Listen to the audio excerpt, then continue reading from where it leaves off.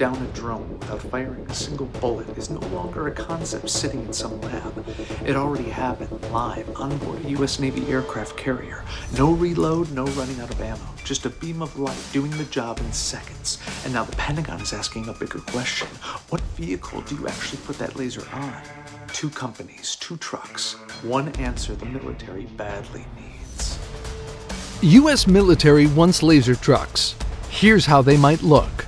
A truck that can shoot down a drone without firing a single bullet is no longer a concept sitting in some lab. It already happened, live, on board a U.S. Navy aircraft carrier. No reload, no running out of ammo, just a beam of light doing the job in seconds. And now the Pentagon is asking a bigger question. What vehicle do you actually put that laser on?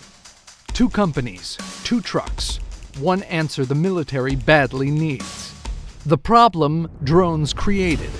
That question is exactly what we are digging into today, because that is not some far-off idea planned for the next decade. That is happening right now, with real budgets, real testing, and real vehicles competing for the job. For years, the story around military lasers has been the same. Great idea, big promises, but always stuck in testing. That changed when the U.S. Army quietly shut down one of its biggest laser programs. A system mounted on the Stryker vehicle, and it shifted its full attention towards something smaller, lighter, and far more practical. 2 vehicles are now leading that shift, and by the end of this video, you will understand exactly why the Army picked them, how they plan to power a weapon that needs a serious burst of energy in just seconds, and what this means for the future of protecting our troops from the one threat that keeps growing every single year: drones. If you have been following military technology for a while, you already know how much has changed on the battlefield. Cheap drones, some of them costing just a few $100s, have become one of the most dangerous tools on modern battlefields. Bullets cannot always stop them fast enough. Missiles are too expensive to use on something that small. That is exactly the gap lasers are built to fill. A laser does not run out of bullets. As long as you have power, you have another shot ready to fire in a split second. If you think our men and women in uniform deserve the best tools to stay protected, type "support our troops" in the comments below. It helps us know this content matters to you, and it means a lot to see this community show up for the people defending our country. Why the old laser program got scrapped. Now let us talk about why the old plan got scrapped. The Army had been working on a system called Directed Energy Maneuver Short-Range Air Defense, mounted on the Stryker combat vehicle. On paper, it sounded strong. A 50-kilowatt laser built onto a vehicle already trusted by soldiers around the world. But putting a laser that powerful onto a Stryker turned out to be harder than expected. The vehicle simply could not handle the demands of the system the way engineers hoped. So instead of forcing a square peg into a round hole, the Army made a decision: scrap it, learn from it, and build something smarter. That something smarter has a name: the Enduring High Energy Laser, or as most people in the industry call it, E-HEL. It is smaller, more efficient, and instead of forcing it onto a heavy combat vehicle, it is being built for light tactical vehicles. Vehicles that are faster, more flexible, and already spread across bases and units worldwide. This is where the story gets really interesting, because 2 different vehicles are now stepping up to carry this technology, and each one is taking a completely different path to get there. Meet the 2 laser trucks. The first is called the ISVH, an upgraded version of the infantry squad vehicle. If you are not familiar with the ISV, think of it as a light, fast, go-anywhere vehicle already used by paratroopers and light infantry units. It is small, nimble, and built to move troops quickly across rough terrain.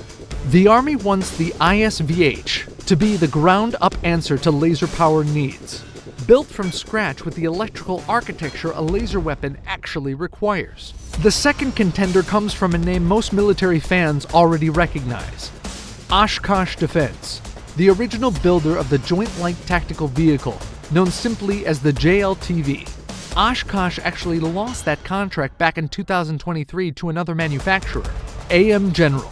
But instead of stepping away, Oshkosh went back to the drawing board and came back stronger with something called the eJLTV, a hybrid electrical version of their tactical vehicle.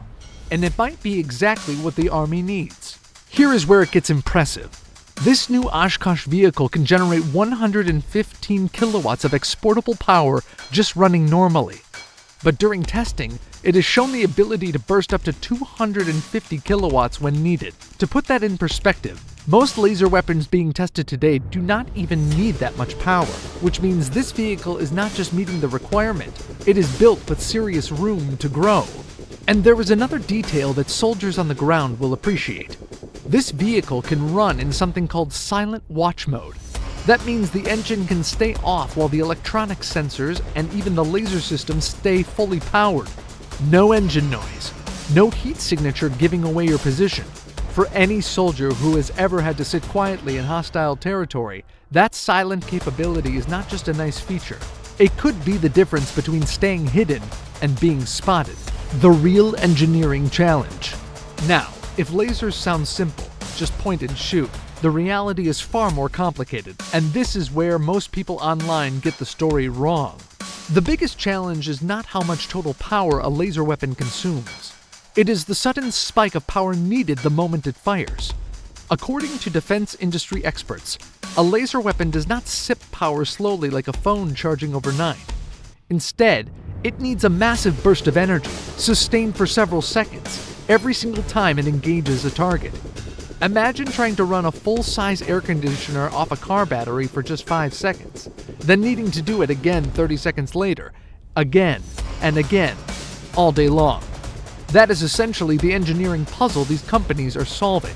This is exactly why the vehicle matters just as much as the laser itself. You could have the most advanced laser weapon ever built, but if the vehicle underneath it cannot deliver power fast enough, none of that matters on the battlefield. The laser already being tested. So which laser weapon is actually being tested on these vehicles right now? That answer comes from a company called AeroVironment, with a system known as Locust, short for Laser Weapon System. This 20 kilowatt system has already been tested on both the ISV and the JLTV, under a program called AMP-HEL, which stands for Army Multi-Purpose High Energy Laser. And this is not just something running in a lab. The Locust system officially entered service with both the Army and the Marine Corps back in 2025. In December of that same year, the Navy received its very first 2 JLTV mounted units for testing at the Naval Surface Warfare Center. Even more impressive, this system already had its moment in the spotlight earlier, during a live-fire test aboard the USS George H.W. Bush, one of our Navy's proud aircraft carriers, where it successfully detected, tracked, and destroyed multiple drones in real combat-style conditions. Before we go further into what this means for the future, take a second to hit that like button and subscribe to the channel. It genuinely helps us keep bringing you honest, well-researched military content like this, and it costs you absolutely nothing. What the budget numbers reveal. Now, let us talk numbers, because budgets tell you exactly how serious the military is about a project. For fiscal year 2027, the Army requested $94,825,000 for its Directed Energy and Electric Weapons System program. That might sound like a big jump, and it is, because just 1 year earlier, in fiscal year of 2026, that number was only $14,500,000. That is more than a 6 times increase in a single year. When the military multiplies its spending on something that vast, it usually means the technology has moved from "maybe this works" to "we need this now." And it does not stop there. The Army is planning to invest an additional $243,300,000 into this same laser research through fiscal year 2031. Combine that with related Navy investment, and the total picture adds up to roughly $675,930,000 in research and development spending through that same year. The Army also has a clear procurement plan already in motion. 2 E-HEL units were planned for purchase in fiscal year 2026, with 2 more expected the following year. And long-term, the goal is even bigger, with plans to field up to 24 of these systems in the years ahead. This is not a side project buried in a research department somewhere. This is becoming one of the Army's top priorities. A global race for the right laser. Here is something else worth mentioning. because it shows how global this technology race really is. Oshkosh has been openly discussing an Australian-built laser weapon called Apollo, made by a company known as Electro-Optic Systems, as another possible option to pair with their vehicle. According to Logan Jones, a senior executive at Oshkosh, figuring out exactly how much power to make available and where that power gets aimed for future weapons is one of the biggest engineering questions still being worked out today. In his own words, the top end of that power range is exactly where their team is focused right now. What this means going forward. So where does all of this leave us? The Army has not yet chosen a final manufacturer for the ISVH. Oshkosh has not yet locked in a contract for their upgraded eJLTV. Both companies are still competing, still improving, still refining their vehicles to meet the exact demands the military needs. But one thing is already clear. The direction has been set. Light, fast, power-rich vehicles are the future of ground-based laser defense. And the days of trying to force a laser onto a heavy, traditional combat vehicle appear to be over. At least for now. Think about what this actually means for the men and women serving overseas. Right now, in various hotspots around the world, cheap enemy drones are being used to spy, harass, and sometimes attack our troops. A truck that can quietly roll up, stay hidden with its engine off, and knock a drone out of the sky using nothing but a beam of light without ever needing to reload is not science fiction anymore. It is becoming a real tool, built specifically to protect the people who protect us. And that is really the heart of this whole story. Every dollar spent, every test conducted, every vehicle competing for this contract exists for one simple reason: keeping our soldiers safer against a threat that did not even exist in a serious way just a few years ago. The battlefield is changing fast, and it is genuinely reassuring to see our military moving just as fast to stay ahead of it. If this kind of coverage matters to you, seeing real defense technology broken down in a way that actually makes sense, do not forget to like this video. It helps this channel keep growing, and it helps us keep bringing these stories straight to you.